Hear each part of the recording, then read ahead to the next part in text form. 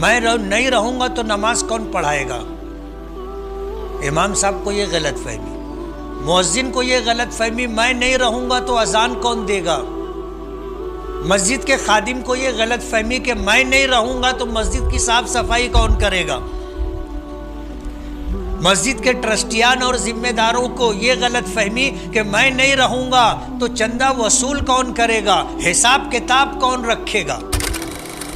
اس دنیا کے نظام کو چلانے میں تمہاری ہماری کیا حیثیت ہے ہم اندازہ کر سکتے۔ لوگ کہتے ہیں نا کہ تم نہیں اور صحیح، اور نہیں اور صحیح، تم نہیں رہو گے اللہ یہ کام کسی اور سے لے لے گا، وہ نہیں رہیں گے اللہ کسی اور کو کھڑا کر دے گا۔ اللہ ہمارا محتاج نہیں ہے، اس دنیا کا نظام اللہ پاک چلاتے۔ ہماری زندگی کا مقصد آخرت ہے۔ ہمارے عقیدوں میں سے سب بنیادی عقیدوں میں سے ایک عقیدہ یہ ہے کہ ہم آخرت پر ایمان رکھتے۔ آمنت باللہ وملائکتہ وکتبہ ورسلہ والیوم الآخر، آخرت کے دن پر ہمارا ایمان۔ بنیادی عقیدوں میں سے یہ عقیدہ ہے۔ ہمارا یہ عقیدہ نہیں ہے کہ بابر بعیش کوش کے عالم دوبارہ نیست، کہ بابر عیش کر لو، زندگی جیسے گزارنا ہے گزار لو، دوبارہ زندگی نہیں ہے، دوسرا کوئی عالم نہیں ہے۔ ہمارا یہ عقیدہ نہیں ہے۔ ہمارا عقیدہ ہے کہ یہ زندگی، یہ دنیا جس میں ہم اور آپ ہیں، یہ سب عارضی ہے، وقتی چیز ہے۔ آپ تھوڑا سا سوچو، آپ غور کرو، آج ہم ہیں، آج ہم ہیں، ایک وقت آئے گا ہم نہیں رہیں گے،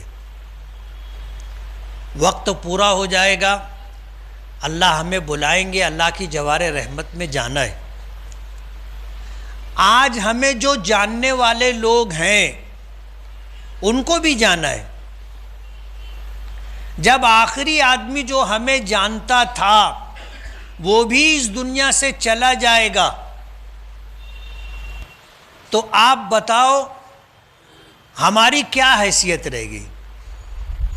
یہ تو ایسا ہی ہو گیا جیسے ہم دنیا میں آئے ہی نہیں تھے، کوئی ہمیں جانتا نہیں، کوئی ہمیں یاد کرتا نہیں، کوئی ہمارا تذکرہ کرتا نہیں، اور ہمارے نہ ہونے سے دنیا کے نظام میں کوئی فرق نہیں پڑتا۔ آج سے 100 سال پہلے جو لوگ آئے تھے گئے، ان کو جو جاننے والے، ماننے والے، پہچاننے والے تھے وہ بھی چلے گئے۔ آج ہم کو پتہ ہے وہ کون تھے، آج ان کا کچھ اثر اس دنیا پر ہے، ہم پر ہے، یا جو خاندان ان سے چلا اس خاندان پر ہے، یا جو جائیداد کاروبار وہ چھوڑ کر کے گئے تھے اس پر کوئی اثر ہے؟ کوئی اثر نہیں۔ ایسا ہو گیا جیسے وہ آئے ہی نہیں تھے۔ یہ دنیا کا ایک نظام ہے اور اس نظام کو اللہ پاک چلاتے۔ اس دنیا کے نظام کو چلانے میں تمہاری ہماری کیا حیثیت ہے ہم اندازہ کر سکتے۔ لوگ کہتے ہیں نا کہ تم نہیں اور صحیح، اور نہیں اور صحیح، تم نہیں رہو گے اللہ یہ کام کسی اور سے لے لے گا، وہ نہیں رہیں گے اللہ کسی اور کو کھڑا کر دے گا۔ اللہ ہمارا محتاج نہیں ہے، اس دنیا کا نظام اللہ پاک چلاتے۔ اللہ پاک اس نظام کو چلاتے ہیں، وہی اس کائنات کے خالق بھی ہیں، پیدا اسی نے کیا ہے اور وہی مالک بھی ہیں۔ یہ ملکیت پوری کائنات جس میں ہم بھی ہیں، ہم اللہ کی ملکیت ہے۔ اللہ ہمارا مالک ہے، ہم اللہ کے مملوک ہیں، اللہ کی ملکیت ہے۔ اور دنیا کا یہ پورا نظام اللہ کے قبضے قدرت میں. ہمیں اللہ نے آخرت کے لیے پیدا کیا ہے، اور اس امت کو اللہ پاک نے جو عمر دی ہے وہ 60-70 سال کی اوسطاً عمر. لیکن آپ اگر قبرستان جاؤ گے اور وہاں آنے والی جو روزانہ میت ہوتی ہے، رجسٹر میں اس کا اندراج ہوتا ہے، آپ اگر اس کی عمر دیکھو گے تو آپ کو اندازہ ہوگا لوگ 50-60 سال کی عمر میں جا رہے ہیں. میں جاتا ہوں قبرستان جب کسی میت میں تو آفس میں جا کے بیٹھتا ہوں، اور یہ ہے کہ آج کتنی میت ہوئی، جن کا انتقال ہوا، ان کے مرنے کا کیا سبب ہے. بوڑھے ہو کر کے مرے، بیمار ہو کر کے مرے، حادثات میں مرے، عمر کتنی تھی، یہ ساری چیزیں لکھی ہوتی. اسے دیکھو تو اندازہ ہوتا ہے کہ اب تو 50 سال میں ہی لوگ جا رہے ہیں نا، 50 سال کی عمر. اور حدیث پاک میں آتا ہے جیسے جیسے زمانہ آگے بڑھے گا، قیامت قریب آئے گی، لوگوں کی عمریں کم ہوتی چلی جائیں گی، کم ہوتی چلی جائے گی. اس امت کو اللہ پاک نے اوسطاً عمر 60-70 سال دی. آپ کو 70 سال سے اوپر کے لوگ بھی ملیں گے، لیکن کم ملیں گے. آپ اپنے آزو بازو میں آگے پیچھے دیکھو، کوئی نہیں ملے گا 70 سال سے اوپر والا. ابھی دیکھ لو،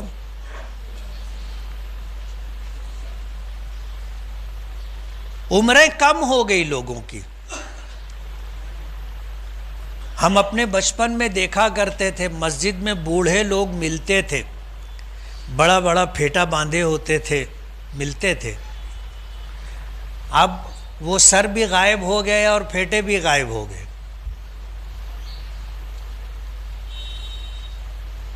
پچاس سال کی عمر کے آس پاس لوگ جاتے.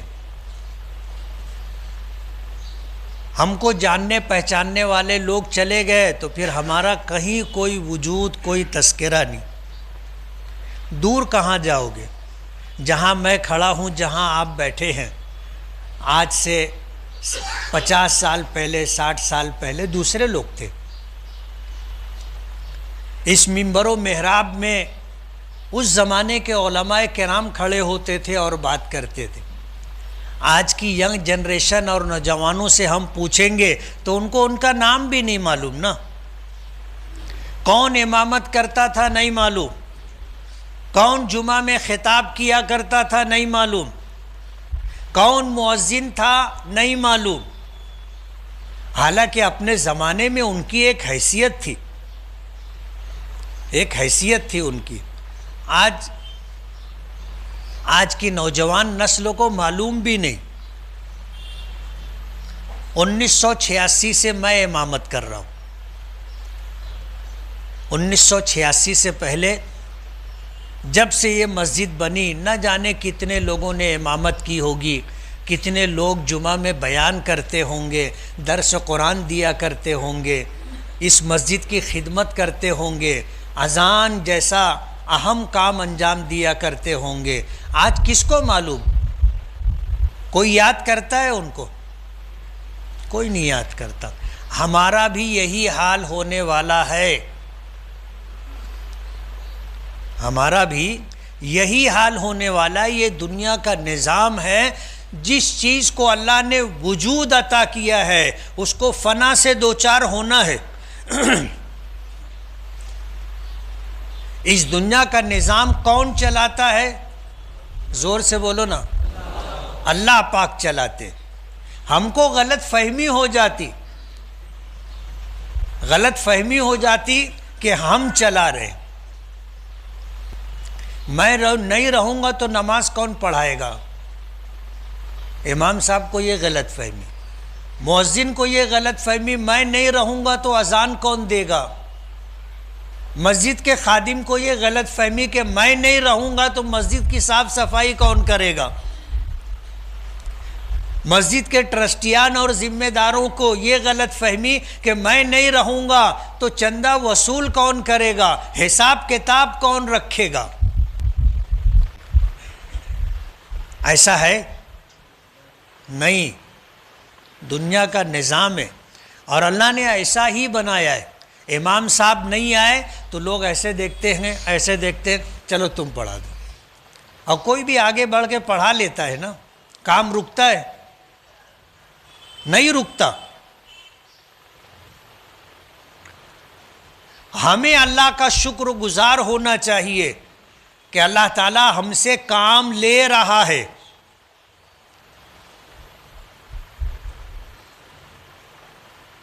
منت منہ کی خدمت سلطان ہمی کنی، یہ احسان مانو کہ بادشاہ تم سے اپنی خدمت لے رہا ہے، تم نہیں رہو گے تو کوئی اور خدمت کر دے گا۔ اب اگر بادشاہ کا خادم یہ سمجھے کہ بادشاہ میرا محتاج ہے اور میں بادشاہ کے اوپر احسان کر رہا ہوں تو یہ الٹی سوچ ہے۔ خادم کو یہ سوچنا چاہیے کہ بادشاہ کا مجھ پر احسان ہے کہ بادشاہ مجھ سے خدمت لے رہا ہے، مجھ سے کام کروا رہا ہے۔ میں نہیں رہوں گا، بادشاہ کے پاس خدمت کرنے کے لیے سینکڑوں لوگ ہیں۔